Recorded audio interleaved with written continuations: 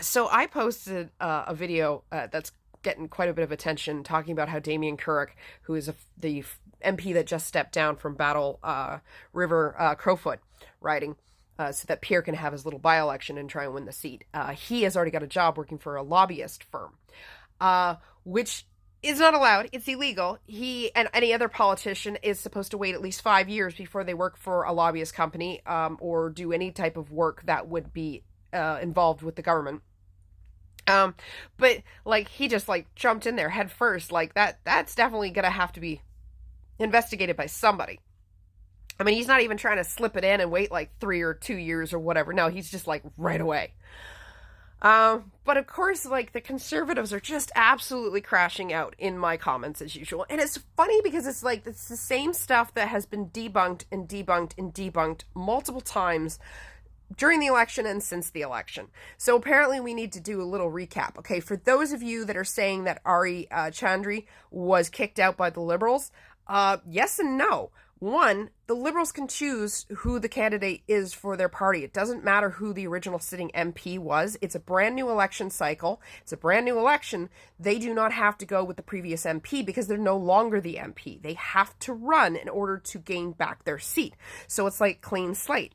But in this case, they decided not to go with this person because, one, he insulted a bunch of French Canadians by saying their language is not important, which really does matter when you're running in a riding with French Canadians in it. Not like a whole ton, but there's a certain amount of them there, and they usually are pretty important when it comes to getting your liberal votes, right? Okay.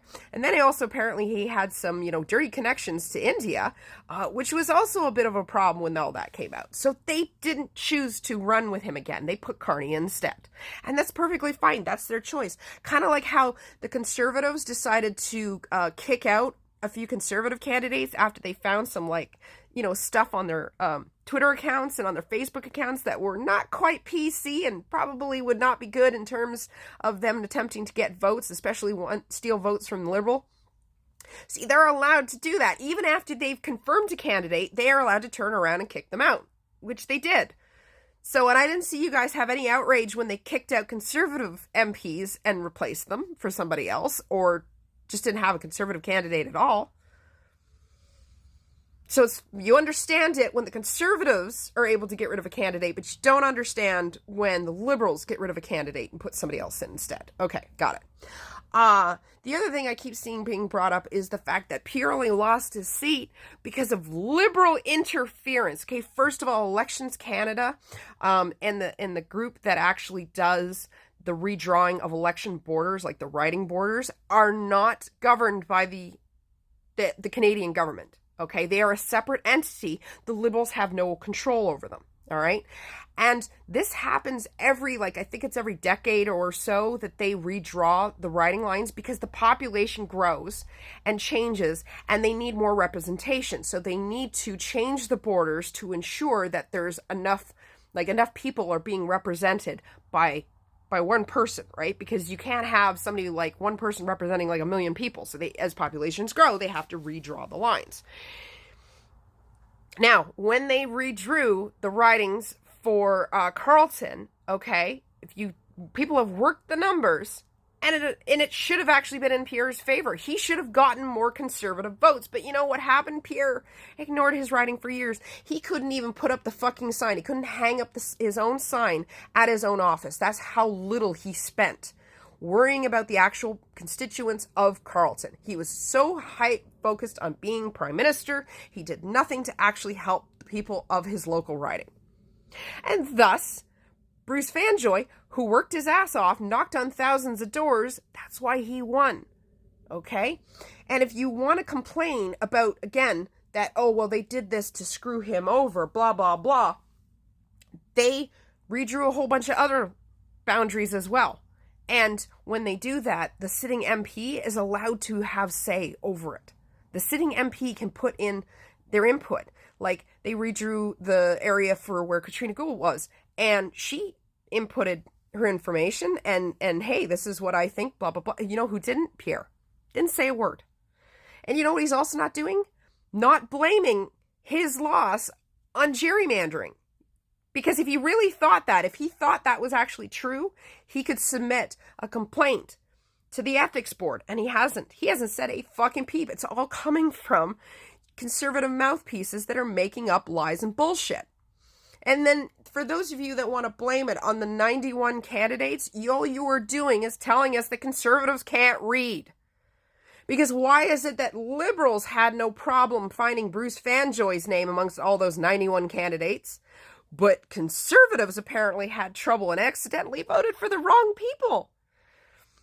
And the thing is even if you take off all of those 91 candidates and leave just Bruce Fanjoy for the Liberal and Pierre Poilievre as the Conservative candidate, there were not enough votes taken by the other candidates that would have helped Pierre win. He still wouldn't have had enough because Bruce got more than 50% of the votes.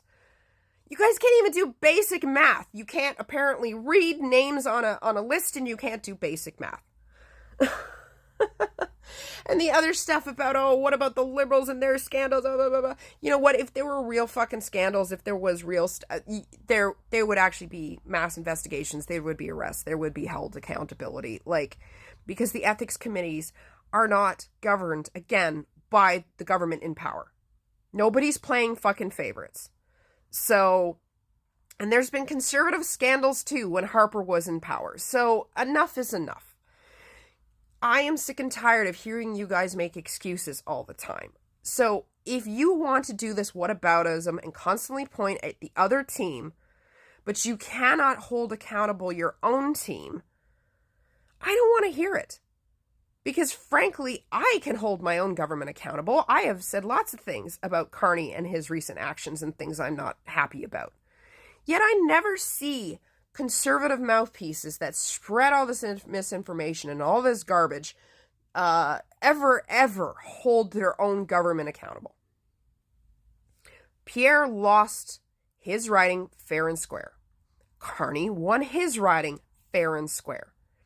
Now Pierre is, because the rules can be bent in his favor, now Pierre is going to run in a by-election in a very, very safe conservative riding, and I'm sure he's going to win. Okay? But stop acting like such fucking sore losers because your guy didn't win his seat and had to get somebody else to walk away from theirs to get a second chance so that he can still be the leader of the opposition. Which, frankly, he doesn't fucking even deserve to have because he lost. He didn't do his job well enough. He didn't maintain his riding and care about his constituents, and now he's going to go take some other guy's riding and not give a fuck about those constituents either. He'll pretend for the next, month or so while he campaigns, but then he won't care. And now the guy that has stepped down has ended up with a nice, cushy job. And whether I can prove that it was given to him in order for him to walk away, I can't. But nobody's going to be able to prove. But the fact is that legally, by government rules, the rules that he agreed to when he became an MP, he should not have that position because it is a lobbyist company. He should not be working for them unless he is like a janitor and is never actually going to talk to government officials and influence anything, because that's he knows everybody in the government. He's not supposed to influence the government because he just came away from the government. That's why I have a problem with it. That's why I talked about it. And that's all I'm going to say. I am not going to bring up these and debunk this any further. You can continue to crash out, but it has been proven time and time again. These things are not true. It's misinformation. And I'm done.